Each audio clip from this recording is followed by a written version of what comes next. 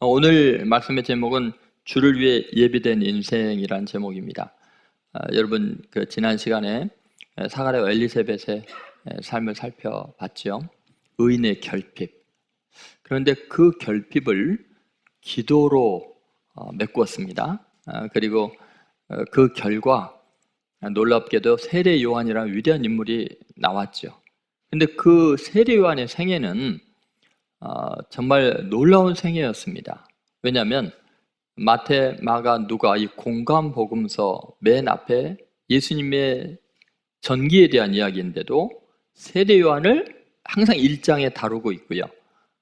그리고 공감 복음서의 요한 복음서에도 전혀 다른 관점에서 영적인 세계에 대한 기록이면서도 세례 요한을 1장에 다루고 있습니다. 무슨 말이냐면 그 당시에는 예수님보다 세례 요한이 더 유명하고 영향력이 있어가지고 세례 요한을 다 메시아로 아니까 세례 요한을 먼저 다루어야만 예수님이 어떤 분인가를 설명할 수 있는 거예요. 그 정도로 세례 요한이 위대한 거죠.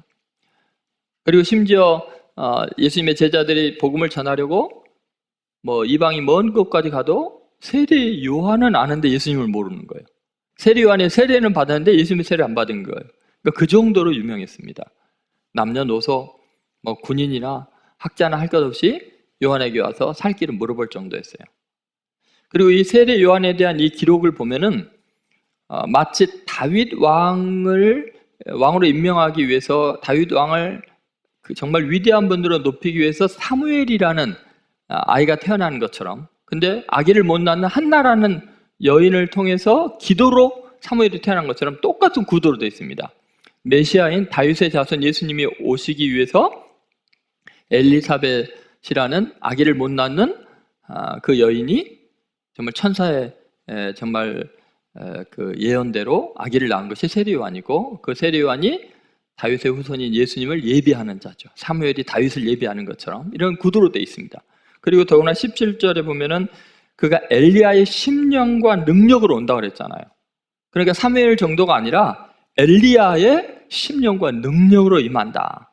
수많은 백성들을 다 주께로 돌아오게 한다는 그런 일이죠. 그러니까 여러분, 세례 요한이라는 존재는 정말 대단한 존재죠. 자, 우리가 이제 한번 생각해 봅시다. 우리의 인생이라는 것이 이 땅에 살아가는 이유는 이 땅에 진정한 구주로 오신 메시아 예수 그리스도를 다른 사람들에게 소개하는데 우리의 인생에 의미가 있어요. 우리는 세례 요한 같은 자들로 하나님께 쓰임받기를 하나님이 원하는 거죠. 여러분이 존재하는 이유가 누군가가 예수님을 만나게 하고 구원을 받게 하는 귀한 일을 감당하는 것이 여러분의 남은 생애의 이유예요. 만약 여러분이 궁극적으로 천국 가는 것이 목적이라면 어때요? 예수님 믿고 영접하면 바로 데려가야 죄 안 짓죠. 그런데 우리가 이 땅에 살아가는 이유가 뭘까요?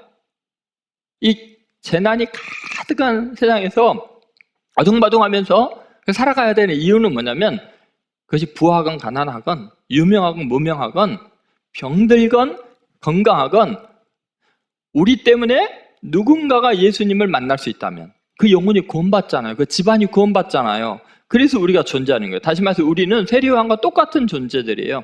주의 길을 예비하는 인생이라는 거예요. 세례 요한이 위대하다면 우리도 위대해지는 거예요. 베드로, 야고보, 요한 이런 어부들, 여러분 그들이 위대한 이유는 예수님을 증거했기 때문이에요. 증인의 삶을 살았기 때문이에요.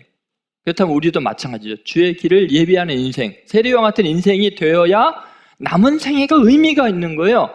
도대체 세례 요한은 어떠한 삶을 살았을까요? 그러니까 주의 길을 예비하는 그런 인생은 어떤 사람의 모습 속에 나타나는 걸까요?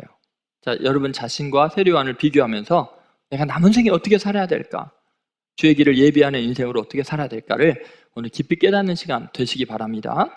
자, 첫 번째 중요한 것은 삶의 원칙을 가지고 절제하는 자예요. 일단 자기 자신에 대해서 어떻게 살아야 될까를 명확하게 규정하라는 거죠.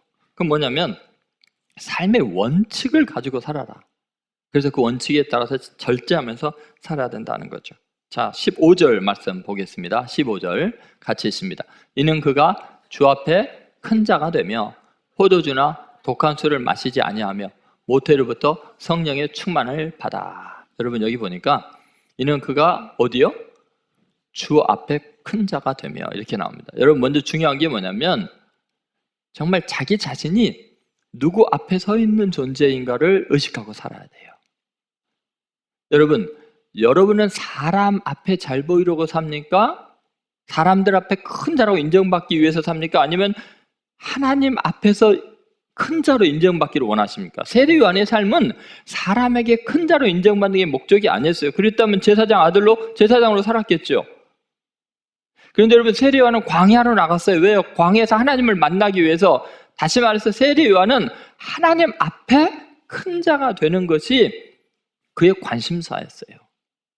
여러분 우리가 지금 인생 살아가면서 자꾸 실패하는 이유가 뭐냐면 사람 앞에 인정을 받으려고 그래 쓸데없는 짓을 하는 거예요. 사람이 나 알아주면 뭐하냐고요. 그 사람 마음 변심하는 거 한순간이에요. 그 사람들 죽고 나도 죽어요.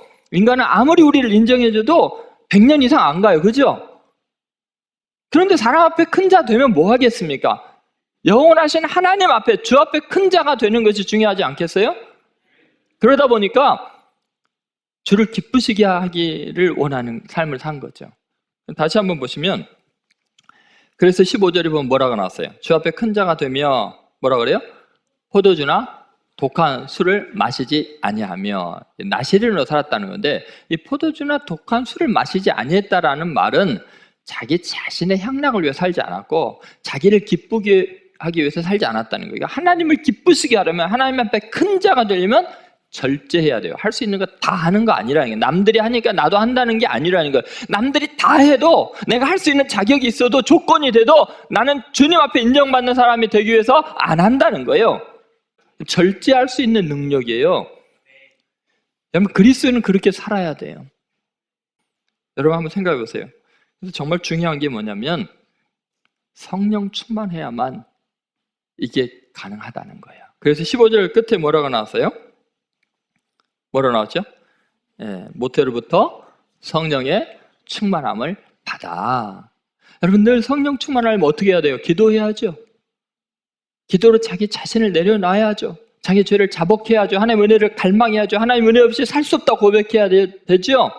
성령 충만하려면 하나님 말씀을 읽고 말씀대로 순종할 따름이죠. 여러분 이런 사람은 절제하고 남이 하는 거 다 안 해서 내가 잘나서 내가 돌을 닦아서 내가 이만큼 희생해서라는 생각 하나도 안 듭니다. 왜요? 성령의 감동으로 이게 가능하다는 걸 알기 때문에 교만할 수가 없는 거예요. 그러니까 여러분 결국은 내가 하나님의 나라를 위해서 쓰임받기 위해서 먼저 해야 될 건 자기 자신에 대해서 철저해야 돼요. 완전히 자기 자신을 부인하고 오직 성령의 충만함으로. 그런 사람이 바로 세례 요한이에요. 그래서 세례 요한은 제사장의 아들로서 최고급 소고기 요리나 뭐 양요리 이런 거 먹고 있을 수 있었는데 어떻게 해요? 광야로 가서 절제한 거예요. 거기서 메뚜기 석청 먹으면서 먹을 거 신경 안 쓰면서 입으로 신경 안 쓰면서 오직 하나님 앞에 큰 자가 되려고 자기를 내려놓는 훈련을 했던 거죠. 그래서 영향력 있는 위대한 인물이 된 거예요. 저는 여러분들이 그런 멋진 그리스도인들이 되기를 바라요. 제발 수준 낮게 내가 세상 사람들한테 조금도 부족함이 없이 할 거 다 누릴 거 다 누리니까 하나님께 내가 이렇게 복을 받았다. 천만의 말씀이에요. 여러분 꼭 영원한 나라 하나님 나라의 주인공이 되기 위해서 지금 절제하세요. 참으세요. 그것이 정말 위대한 그리스도인이 되는 길입니다. 예수님도 세례 요한도 베드로도 스데반도 바울도 다 마찬가지였습니다. 오직 하나님 앞에 큰 자가 되려고 준비했기 때문에 그렇게 위대하게 쓰임받은 거죠. 여러분 다윗도 마찬가지예요. 그렇죠? 오늘 꼭 그렇게 새로운 결단 있게 되기를 주의 이름으로 소망합니다. 자, 두 번째, 세례 요한이 이렇게 위대하게 쓰임받을 수 있었던 것은 사람들을 하나님께 돌아오게 하는 자였습니다. 자, 16절 같이 읽습니다. 16절입니다. 이스라엘 자손을 주 곧 그들의 하나님께로 많이 돌아오게 하겠습니다. 여러분 세례 요한이 그렇게 영향력 있고 위대한 인물이 된 것은 세례 요한이 인기가 있어서 많은 사람을 자기에게 모으기 때문이 아니에요. 세례 요한이 역사에 남고 성경에 계속 기록이 될 수 있었던 것은 자기에게 돌아온 사람들을 주님께로 돌아가게 한 거예요. 하나님께로 나아가게 한 거예요. 여러분 우리들이요 인생 살아가면서 가장 감동적인 순간이 언제냐면 진리를 발견한 순간이거든요. 내가 살아야 될 이유를 발견하고 내 인생의 궁극적인 목적과 가치를 발견할 때 정말 행복하거든요. 그런데 세례 요한은요, 그 정도가 아니라 다른 사람에게 그 진리를 발견하게 하고 주님께로 돌아가게 하는 거예요. 여러분, 내가 진리를 깨닫는 것도 너무너무 행복한데 그 깨달은 다음에 수많은 사람을 그 진리 가운데로 인도하고 하나님을 만나게 하는 것처럼 보람있고 영광스러운 일이 없어요. 여러분, 의사 선생님이 훌륭한 이유는 병들고 죽어가고 고통당하는 사람들을 치유하고 살려주기 때문이에요. 그런데 여러분, 그렇게 살려놔도 다시 죽어야 돼요. 다시 결국은 아파서 죽어요. 그런데 여러분, 우리 그리스도인들이 누군가에게 복음을 전하고 진리를 깨닫게 하면 죽어도 다시 살잖아요. 영생의 존재가 되잖아요. 이게 100년 정도가 아니라 끝없는 우주보다도 더 큰 하나님의 나라, 거기에서 영생의 삶을 사는데 천군 천사들이 부러워할 만한 영의 몸을 입고 영원한 삶을 살게 돼요. 근데 그것은 우리가 상상할 수 없는 아름다움과 부유함과 영광스러움이에요. 우리가 상상할 수 있으면 그건 하나님의 나라가 아니에요. 여러분이 지금은 도저히 상상할 수 없는 세계에 왜 그래요, 여러분? 보세요. 아기가 뱃속에, 엄마 뱃속에 있을 때 얼마나 아늑하고 따뜻하고 완전해요. 이 아이가 아무리 상상을 한들 이 세상에 태어났을 때 이 세상의 광활함을 상상이나 하겠어요? 절대 상상 못하죠. 그냥 여기가 제일 따뜻하고 여기가 다라고 생각하죠. 얼마나 좁은 공간인지도 모르고. 어때요? 태어나니까 이건 도대체 지난번에 있던 세계와는 완전히 차원이 다른 거예요. 성경이 분명히 돼 있어요. 그것은 이전 것은 지나가신 보라 새 것이 되었다는 말은 이전에는 상상할 수 없는 아름다움이 있는 거예요. 그럼 여러분, 많은 사람을 하나님께 돌아오게 한다고 할 때 그게 뭐냐면 바로 이거예요. 정말 내가 누군가에게 줄 수 있는 최고의 것보다도 더 위대하게 그 존재 자체를 바꾸는 일로 인도하는 놀라운 영광스러운 삶이라는 거예요. 여러분, 그게 어떻게 가능할까요? 세례요한은 광야에서 그 초라하게 살면서 어떻게 이게 가능했을까요? 여러분, 우리는 모든 것이 다 갖춰져 있고 능력 있고 잘 돼야 다른 사람을 주께로 돌아오게 할 수 있다고 생각하는데 천만의 말씀이에요. 세례요한 광야에서 여러분, 죽은 사람 살린 기적도 일으키고 인기가 있는 것도 아니었고요. 바울처럼 가말리엘 문화생 학벌이 있는 것도 아니었고요. 그냥 거죽대기 같은 낙타 털옷 입고 하나님과 동행하는 삶을 살았을 뿐이에요. 그런데 가장 많은 사람을 주께 돌아오게 했어요. 세례요한이 돌아오게 한 사람, 그런 사람들이 바로 안드레가 세례요한의 제자였고요. 세례요한의 제자인 안드레가 자기 베드로를 전도한 거예요. 돌아오게 했고요. 세례요한은 빌립이라든지 정말 훌륭한 자기의 제자들을 다 예수님의 제자로 삼았어요. 여러분도 마찬가지. 여러분 인생 살면서요, 사람들을 내 사람 만들려고 하지 말고 사람들이 나 따르게 하려고 하고 주님 따라가게 하세요. 내 연약한 것은 그대로 보여주고 주님밖에 바랄 리가 없다고, 그분들이 진리를 깨닫게 하고 예수님의 제자가 되게 하는데 인생을 걸면 세례요한처럼 큰 자가 되는 거예요. 그럼 바꿔보세요. 만약에 세례요한이 자기 제자 삼고 자꾸 사람 모으려고 하고 예수님께 못 가게 했으면 그게 바로 이단이 되는 거예요. 교주가 되는 거예요. 근데 세례요한이 영원토록 이름이 빛나는 이유는 예수님을 위해서 제자들을 다 돌려보냈잖아요. 여러분, 오늘부터 그런 훈련을 하셔야 돼요. 자꾸 여러분을 영웅시하려고 따르려고 하면은 주님만 바라보세요. 주님께로 돌려드리세요. 다니엘서 12장 3절에 이런 말씀이 있습니다. 자, 같이 읽어보겠습니다. 지혜 있는 자는 궁창의 빛과 같이 빛날 것이요 많은 사람을 옳은 대로 돌아오게 하는 자는 별과 같이 영원토록 빛나려. 자, 보세요. 우리는 이렇게 착각해요. 많은 사람을 모으는 자는, 내 사람 만드는 자는 별처럼 빛날 거라고 착각하는데 성경은 뭐라 그래요? 옳은 대로 돌아오게 하는 자예요. 내게로 이끄는 게 아니라 하나님께로 돌아가게 하는 거예요. 하나님 만나게 하는 거예요. 그것이 하늘의 별처럼 빛나니까 예수님이 세례요한을 마음껏 칭찬하는 거예요. 여자가 낳은 자 중에 이 사람보다 더 큰 자가 없다는 것이죠. 여러분, 우리의 삶이 그래야 돼요. 다 하나님께로 돌아가게 하는 거예요. 그것이 내 힘이에요. 살아가는 이유이기도 하고요. 여러분 꼭 다시 한번 여러분이 이 시대적인 사명을 감당해야 되는데 우리 예수뿐인 교회가 해야 될 일이 바로 그런 거죠. 하나님의 말씀이 민족의 가치관이 되게 하는 거. 그거 외에는요 다른 것들은 너무나 부수적인 거예요. 우리가 무슨 얼마나 큰 일을 하겠어요. 근데 하나님의 말씀이 이 문화의 흐름을 바꿔놓는 거, 죽기를 다 돌아오게 하는 거예요. 모든 영역에서. 그것이 바로 우리 예수뿐인 교회가 해야 될 일이니까요. 여러분 말씀에 능력 있는 그리스도인 되시고 우리 교회가 지금 해야 될 일이 뭔가를 알고 거기에 집중하는 성도들 되시기를 주의 이름으로 소망합니다. 마지막 세 번째, 인간관계를 회복시키는 자. 한번 따라서 인간관계를 회복시키는 자. 여러분 이거는 이제 다른 사람들에 대한 거예요. 아까 첫 번째는 자기 자신에 대한 거, 두 번째는 하나님에 대한 거죠. 근데 세 번째는 이제 사람들에 대한 거죠. 인간관계를 회복시키는 자. 17절을 보시죠. 자, 17절 같이 읽습니다. 그가 또 엘리야의 심령과 능력으로 주 앞에 먼저 와서 아버지의 마음을 자식에게, 거스르는 자를 의인의 슬기에 돌아오게 하고 주를 위하여 세운 백성을 준비하리라. 아멘. 여러분 우리는 사람을 하나님께로 돌린다고 해서 사람과의 관계를 소홀히 하면 안 돼요. 하나님께 돌리는 하나님의 뜻이 뭐냐면 인간과의 관계가 회복이 되게 하는 것이 하나님의 기쁘신 뜻이에요. 여러분 부모님은 자식이 훌륭하게 잘 되는 것도 중요하지만 자식들이 훌륭하게 되는 것보다 더 중요한 게 화목하게 서로 사랑하고 의지하고 사는 거예요. 하나님이 기뻐하시는 것은 온 인류가 서로를 불쌍히 여기고 화목하게 지내는 거죠. 사랑하는 거죠. 그래서 예수님이 주신 마지막 계명이 뭐예요? 주님이 유일한 계명 중 게 내가 너희를 사랑한 것 같이 너희도 서로 사랑하라. 그러니까 여러분 세례 요한이 한 일이 왜 위대하냐면요, 그냥 사람을 다 하나님께로 예수님께만 돌린 게 아니라 서로의 관계를 회복시키는 일을 한 거예요. 그래서 오늘 본문에 나오잖아요. 아버지의 마음을 자식에게. 지금 아버지의 마음이 자식에게 없죠. 지금 다 쾌락에, 향락에, 돈에, 일에 있죠. 인간관계가 지금 다 깨어지고 있죠.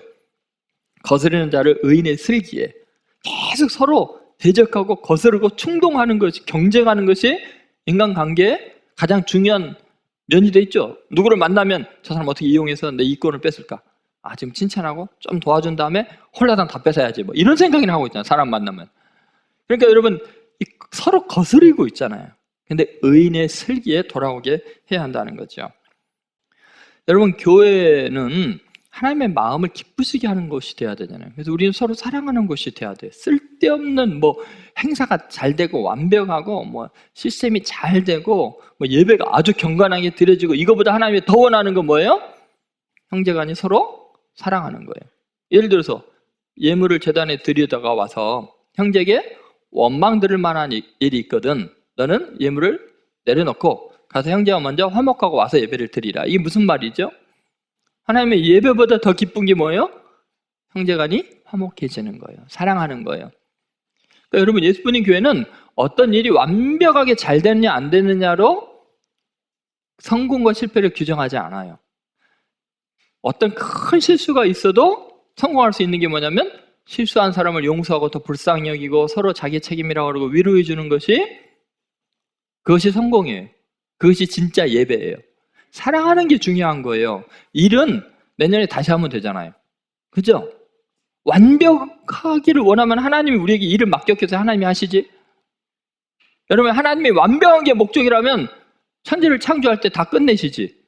우리한테 뭐 복음하라, 뭐하라, 일하라, 뭐 교회를 세우라 그러셨겠냐고요. 뭐 하는 거예요? 일하면서 용서하는 법도 배우고 이해하는 법도 배우고 불쌍히 여기는 것도 배우고 십자가의 사랑을 네가 한번 실천해 봐라. 서로 사랑하라는 거예요. 여러분 생각해 보세요. 주님이 원하는 게 뭔가? 우리나라에는 예전에는 참 그런 마음들이 많이 있었던 거예요. 전래 동화에 이런 이야기였어요. 한색 씨가 시집을 갔는데 이게 좀 밥을 하다가 그냥 다 태워버렸어요. 그러니 막 겁이 나갖고 벌벌 떨면서 어쩔 줄 모르는데 남편이 와서 보니까 이 밥을 태워서 이제 이야기를 들어보니까 운다는 거예요. 그러니까 너무너무 미안하다고, 내가 너무 바빠갖고 물을 조금밖에 길러오지 않아서 밥이 탄 거라고, 나 때문이라고, 당신 걱정하지 말라고. 시아버지가 이렇게 보니까 며느리 울고 있고 감동을 해서 더 울죠. 또 아들 좀 막 달래고 있고 뭔 일이냐고 물어보니까 밥을 태웠다는 거예요. 아이고, 내가 늙어가지고 나 때문이다. 내가 장작을 팰 때 좀 작게 이게 했어야 되는데 내가 기운이 없어서 대강 했더니 이게 불이 너무 세갖고 탄 거니까 이 늙은이 때문에 미안하다고. 시어머니가 이렇게 지나가다 보니까 또 뭐 그냥 다들 막 나트시니 뭐 울고 난리가 났어요. 왜 그러냐 했더니 이게 셌다는 거예요. 아휴, 내가 이게 늙어갖고 내가 이제 코가 냄새를 못 맡았고 이 정도면 탄다라는 걸 니한테 알려줄 줄 알아서 탄 거지. 이 늙은이가 늙어서 그런다. 미안하다. 그럼 보세요. 똑똑한 사람들은 다 남 탓합니다. 거스릅니다. 오늘 말씀대로 거스르는 자를 의인의 슬기에 돌아온다는데, 여러분 보세요. 이 노인들 얼마나 슬기롭습니까? 어차피 탄밥 혼낸다고 그게 뭐 하얘집니까? 근데 어때요? 마음을 따뜻하게 하잖아요. 그럼 얼마나 행복하겠어요?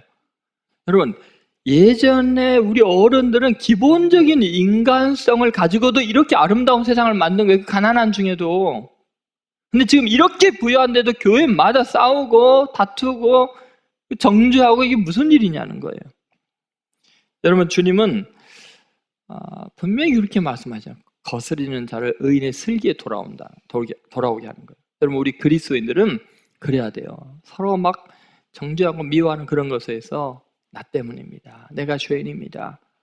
내가 좀 더 보살펴야 됩니다. 그런 마음을 가져야 되는 거죠. 세례요한이 했던 일이 그런 거예요. 그래서 세례요한에게 찾아온 사람들이 다 그러잖아요.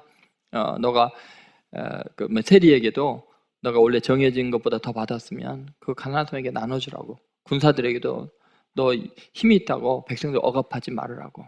근데 그렇게 이야기를 하지 않습니까? 여러분, 우리는 서로가 서로를 세워주고 도와주게 하는 아름다운 세계를 이루는 것이 바로 하나님의 일이에요. 지금 세례 요한이 위대한 이유가 바로 거기에 있었던 거예요. 저는 여러분들이 주님의 길을 예비하는 자들이 되기를 바라요. 그것은 입으로만 예수 믿으세요라가 아니에요. 스스로 자신을 절제하고 전략하고 하나님 앞에 큰 자가 되려고 노력을 하셔야 돼요. 그리고 내 사람 만들려고 하지 말고 다 주님께로 돌아오게 해야 돼요. 그리고 정말 인간과 인간의 관계 속에서 자존심이나 상처 안 받고 희망이 없는 사람들이 일어설 수 있는 밑거름들이 되셔야 돼요. 거스르는 자들이 의인의 슬기에 돌아오게 만들어야 되죠. 그럼 반드시 지금은 욕을 먹고 있는 교회지만 머지않아서 모든 세상 사람들이 존경하는 교회가 될 줄로 믿습니다. 저는 여러분, 교회에서 어떤 직분이 있느냐, 내가 얼마나 사회에서 굉장하냐, 이건 아무 의미가 없어요. 세례 요한처럼 제사장직 다 버리고도 밑바닥으로 광야에 가서도 가장 큰 자가 될 수 있어요. 세례를 맡기 전에 여러분 다시 한번 여러분의 삶을 점검해 보세요. 정말 나는 어떻게 살았는가? 하나님 앞에 큰 자인가? 사람 앞에 인정받으려고 발버둥 치고 있는가? 주님께로 돌아가게 하고 있는가? 내 사람 만들려고 인기 끌려고 하고 있는가? 그리고 정말 서로와 서로의 마음을 따뜻하게 만드는 일에 쓰임받고 있는가? 우리 예수님 교회 성도들은 정말 예수님께서 그렇게 인정했으면 좋겠어요. 정말 여자가 낳은 자 중에 가장 크다. 정말 멋지다. 너 같은 그리스도인들 때문에 내가 행복하다. 그런 놀라운 하나님의 영광이 되는 성도들 되시기를 이 추워가는 계절에 간곡히 부탁드립니다.